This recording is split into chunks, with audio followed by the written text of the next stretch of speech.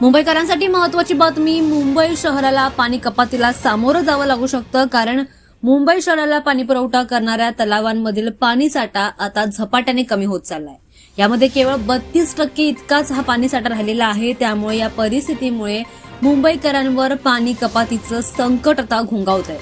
महानगरपालिकेने दिलेल्या माहितीनुसार शहरातील प्रमुख जलस्रोतांमध्ये अपेक्षित पावसाचं प्रमाण न झाल्यामुळे आणि उन्हाळ्यामुळे बाष्पीभवन वाढल्यामुळे पाणी साठ्यामध्ये मोठी घट निर्माण झाली आहे. उपलब्ध पाण्यावर जास्त काळ नियंत्रण ठेवण्यासाठी आता महापालिकेने ऑगस्टपर्यंत नियंत्रित पाणीपुरवठा करण्याचे आदेश दिलेत.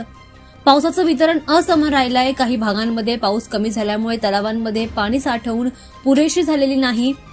वाढती लोकसंख्या आणि पाण्याचा वाढता वापर यामुळे हा मोठा ताण निर्माण झाल्याचं पाहायला मिळत आहे. खरं तर मुंबईला पाणीपुरवठा करणाऱ्या उध्व वैतरणा, मोडक सागर, तानसा, मध्य वैतरणा, भातसा, विहार आणि तुळशी या 7ही धरणातील पाणीसाठा कमी झालाय. त्यामुळे जर आपण पाण्याचा नीट वापर केला नाही, जर पाणी असंच वाया जाऊ दिलं तर आपल्याला पाणी कपातीला सामोरं जावं लागू शकतं. महानगरपालिकेने मुंबईकरांना पाण्याचा काटकसरीने वापर करण्याचं आवाहन केलेलं आहे. जबाबदारीने पाण्याचा वापर करण्याचं आवाहन केलंय.